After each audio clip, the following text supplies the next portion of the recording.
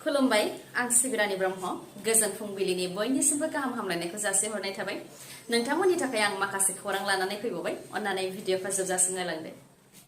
रायजोआव स्मार्ट डाकाइट ओंखारदों आरो स्मार्ट डाकाइटनि उदखाराव रायजो राजाफ्रा हालाय हाफाय जानो गोनां जादों नोंथांनि न'आवबो हाबबाय नामा स्मार्ट डाकाइटआ स्मार्ट मिटारखौ स्मार्ट डाकाइटजों रुजुदों रायजो राजाफ्रा दासान्दि स्मार्ट मिटारनि हेंथा रायजो नाङैनो खुद्रिदों 300नि रिसार्ज सोयोब्ला सानथाम सानब्रैल' थाङो बेनि अनगायैबो सिगांनि समाव दानफायाव 600 बा 700 रां फैयोमोनब्ला दा फैयो 2000 3000 होननानै फोरमायथिदों बोराय बुरि गरिब दुखुथियाखौबो एंगाराखै स्मार्ट मिटारा बेखौ लानानै आसुनि दैदेननायाव मोनफ्रोमबो जिल्ला सदराव गोख्रों धरना होनाय हाबाफारि लादों रायजो राजाफ्रा डक्टर हेमन्त बिश्व शर्मा गो बेक गोहो बिफान नन्दिता गार्लसआ गो बेक स्लगानजोंबो गोमसारहोदों रायजो राजाफ्रा आरो आसाम सरकारनि स्मार्ट मिटारखौ स्मार्ट डाकाइटजोंबो रुजुदों रायजो राजाफ्रा आसाम सरकारा गुबुन गुबुन लामा बानायनानै रायजो राजाफोरनिफ्राय रां लुथिनो नाजादों होननानै खुद्रियो बेनि अनगायैबो सिगांनि राजा रानिनि मुगायाव रायजो राजानिफ्राय रां खांनानै जेरैबायदि रायजोखौ राजाया सालायोमोन थिग बेबायदिनो आसाम सरकाराबो रायजो राजानिफ्राय रां लानानै रायजोखौ सालायनो नाजादों होननानै खुद्रियो गंसे लाइट गंसे फेन सालायोब्लानो गोबां बिल फैयो बेनिखायनो बेबायदि थै सोबग्रा मिटारखौ लांफिन होननानै गोख्रोङै खुद्रिदों रायजो राजाफ्रा थारैनो मा जामारदों बिटिसिनि राजखान्थियाव बिजेपिआ बिटिसि बिसायख'थियाव हारसिङै बिसायख'थि गेलेगोन होननानै गिबि मन्थ्रि बिथाङा फोसावनायनि उनावनो दैदेनगिरिफोरनि खुगानिफ्राय ओंखारदों गुबुन गुबुन राव बा बायदि बायदि राव थांनाय माखासे सान सिगांसो बिजेपिनि एम रेवा नार्जिहारि बिथाङा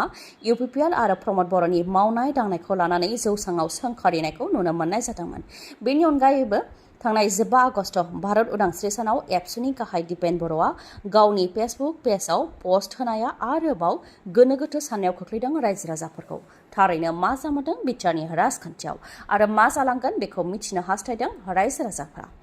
UPPL दोलोआ सोरखार सालायनायाव गोनो गोथो जादोंब्ला रिजाइन होनानै फै अब्ला बिटिसिआव थाबैनो बिसायख'थि जागोन बिटिसिनि मोनब्रैजि बियाबनि मादाव UPPL आरो BPFआ 20 मासेयाव रानलायनानै बिसायख'थि गेलेनो हागोन होननानै फिन जाथाय होदों मोनसे समनि एबसुनि दैदेनगिरि आरो दानि BPFनि लाइमोननि दैदेनगिरि कास्टम बसुमतारी बिथाङाबो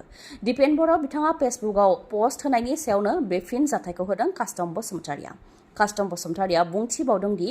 ओनसोलारि दोलो UPPL आरो BPFआ रानलायनानै बिसायख'थिखौ गेलेयोब्ला बिटिसिआव मोजां सोरखार फैगोन आरो ओनसोलनि रायजो राजानि दुखुखौ सुफुंनो हागोन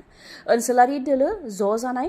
बर'नि दैदेनगिरिफ्रा ज' जानाय आरो बर'नि सोमावसारग्राफ्रा ज' जानायखौ बयबो लुबैयो जाहाथे दिपेन बर'आ गाव लिरनाय बायदि बेनि सायाव बांसिनै बिबान लायो बेनि थाखायबो खावलायो कास्टम बसुमतारी बिथाङा फोरमायथिनो गोनांदि दिपेन बर' बिथाङा लिरदोंमोन दि आं हास्थायो बयबो सोमावसारग्रा दैदेनगिरिफ्रा खौसे गारांजों ओनसोलारि हान्जानि सायाव गोथौ फोथायनाय लाखिनानै आवगायलांगोन आरो हारिनि सार्थखौ सिगाङाव लाखिनानै हाबा मावगोन दिनै नङा गाबोन दोंसे लामायाव बयबो आगान सुरगोन बियो आथिखालनि थासारि आरो समनि गोख्रों खावलायनाय बेखौ एबसुआ नेनानै थागोन होननानै लिरदोंमोन दिपेन बर' बिथाङा ओजोंहाय बिजेपिजोंनो जयै सोरखार दागोननि खोथा फोरमायथिदों मन्थ्रि उरखावग्रा ब्रह्म बिथाङा थांनाय 2020 मायथाइनि बिसायख'थियावबो आलदायै बिसायख'थिखौ गेलेदोंमोन नाथाय बिजेपि UPPL जयैनो उनाव सोरखारखौ दादों एबारबो जयैनो सोरखारखौ दागोन होननानै फोरमायथिदों मानोना UPPLनिफ्राय बांसिन मासेयाव देरहानो हानाय गोहोआ BPFनाव आरो गुबुन गुबुन राजखान्थि दोलोनाव गैया होननानैबो फोरमायथिदों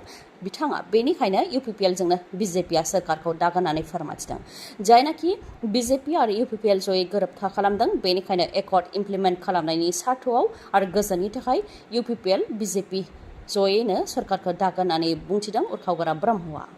डाम्पार गारि सालायनायखौ मानो होबथानो हायाखै प्रशासना डाम्पार गारि सालायनायजों गले गले जाब्रबथाय जानो गोनां जादों आरो गले गले गोबां सुबुंफोरा जिउ खोमानो गोनां जादों फिन बे खेबाव उदालगुरियाव डाम्पार गारिनि हुख्रेमनायजों सासे फरायसुलिया जिउ खोमानो गोनां जाबाय उदालगुरि जिल्लानि रौता नलबारि लामायाव जादों गिख्रंथाव लामानि जाब्रबथाय साइकेलजों फरायसुलिया थांबाय थानाय समावनो गोख्रै खारबोनाय डाम्पार गारिया फरायसुलिखौ सौख्रांदों जायजों फरायसुलिया जायगायावनो जिउ खोमानो गोनां जादों जाथाय जानायनि उनावनो गोख्रों खुद्रिदों फरायसाफोरा फोरमायथिनो गोनांदि जिउ खोमानांनाय फरायसानि मुङा मीरा राजभरमन बिथाङा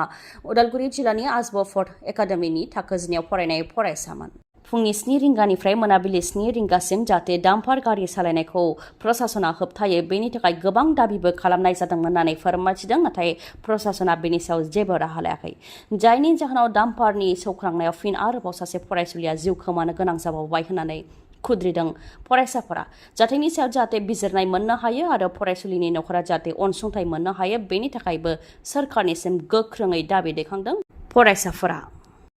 माब्लाबा नंखाय डक्टर आरो माब्लाबा नंखाय पुलिस अफिसारफोरखौ रायजोआव हमनो मोनबाय थानायनि खौरांखौ जों खोनानो मोनो बे खेबाव आरोबाव हमनो मोनबावबाय नंखाय पुलिस अफिसार आसाम पुलिसनि गाननाय जोमनाय गाननानै गावखौ गुवाहाटी जालुकबारिनि एसिपि होनानै गिदिंथिंबाय थादोंमोन नंखाय पुलिस अफिसार रिंकु कलिताया दा गुवाहाटी पुलिसनि क्राइम ब्रान्चआ नंखाय पुलिस अफिसार रिंकु कलिताखौ पाटाशिल आम्बारिनिफ्राय एरेस्ट खालामनो हाबाय रिपर्टनि बादिब्ला रिंकु कलिताया 24 बोसोर बैसोनि आरो गुवाहाटी गणेशपारानिनो थागिबि माखासे समनिफ्राय एसिपिनि महराव गुवाहाटीयाव गारिजों गिदिंथिंबायदोंमोन बिथाङा नाथाय बे खौराङा पुलिसनि खोमायाव हाबनायनि उनावनो एरेस्ट खालामजानो गोनां जाबाय गुवाहाटीनि क्राइम ब्रान्चजों दायनिगिरिनि हेंथा गोख्रों राहा लानाय जागोन होननानै फोरमायथिदों गुवाहाटी क्राइम ब्रान्चनिफ्राय आरो दायनिगिरि रिंकु कलिताया बे दायनि अनगायैबो गुबुन क्रिमिनेल खामानिजोंबो लोब्बा थाबावनो हागौ होननानै फोरमायथिदों बेनिखायनो बेनि सायाव नायबिजिरनाय जागोन होननानै मिथिहोदों गुवाहाटी क्राइम ब्रान्चनिफ्राय बिटिआरनि भेन्सार फरायसालिफ्राव दिनैबो पेन डाउन हाबाफारि लादों बिटिआरनि दाब दाब जायगानि गंजिद' सिनियर सेकेन्डारिनि सा 327 स्टाफ गंसे 125 हाई स्कुलनि 1382 स्टाफ आरो 1207 एलिमेन्टारि लेभेलनि 3940 स्टाफफोरा बे पेन डाउन हाबाफारियाव बाहागो लादों बिटिआर गोरोबथानि 6.3 दफानि गेजेरजों भेन्सार फरायसालिफोरखौ सोरखारि खालामनायनि सायाव जाहाथे प्रमद बर' आरो आसाम सोरखारा 15 आगस्तसिमनि गेजेराव खोथा बुङो बेनि थाखाय खावलायदोंमोन भेन्सार फोरोंगिरिफ्रा नाथाय 15 आगस्तसिमाव फंसेबो बाथ्रा बुङैनि जाहोनाव बिटिआरनि गासै गं 1348 एलिमेन्टारि स्कुल हाई स्कुल आरो सिनियर सेकेन्डारिनि गासै सा 5649 फोरोंगिरि आरो स्टाफफोरा फरायसाफोरखौ लोगोआव लाफानानै पेन डाउन हाबाफारि लादों 16 आगस्तनिफ्राय 20 आगस्तसिमाव थागोन पेन डाउनआ जुदि सोरखारा जेबो राहा खालामबावाबा गुवाहाटीयाव 22 आगस्तआव गेदेर धरना हाबाफारि लागोन होननानैबो फोरमायथिदों फोरोंगिरिफ्रा लोगोसे बे सोरखारा फोरोंगिरि समाजनि फारसे इनाय खालामदों होननानैबो खुद्रिबावो फोरोंगिरिफ्रा हादराव फिन रेलगारि जाब्रबथाय मोननै दाब्बाया रेल लामानिफ्राय गोग्लैदों उत्तर प्रदेशनि कानपुरनि साखाथियाव जादों रेलगारि जाब्रबथाया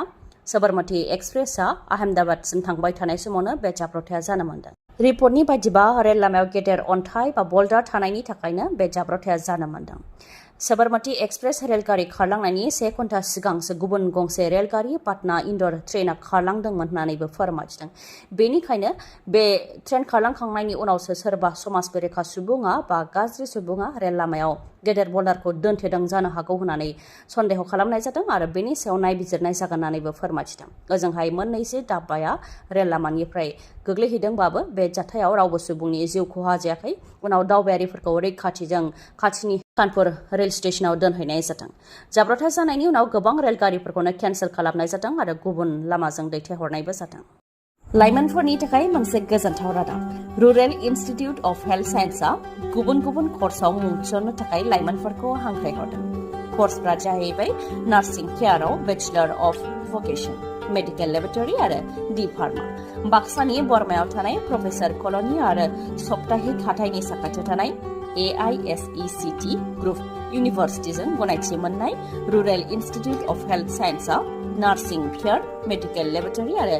डी फार्मायाव मुं थिसननो थाखाय हांख्रायहरदों मुं थिसननायनि थाखाय प्रसपेक्टास होनाया जागासिनो दंखायो आरो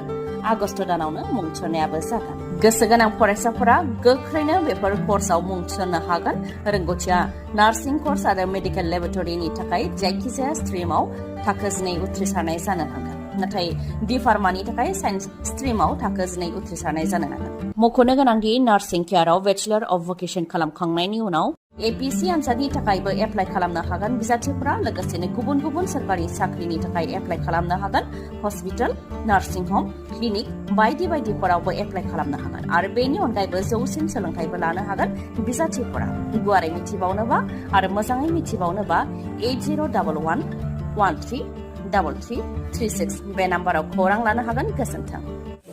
दिनैनि भिडिअआ एसेनोसै गाबोन आरो गोदान भिडिअजों लोगो मोनफिनबावगोन नोंथाङा दासिमबो आंनि चेनेलखौ साबस्क्राइब खालामाखैबा अन्नानै साबस्क्राइब खालामदो लोगोसे लाइक कमेन्ट आरो शेयार खालामनो दाबाव गोजोन्थों